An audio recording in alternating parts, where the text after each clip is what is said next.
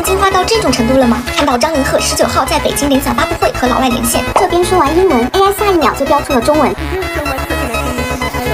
真的太棒了！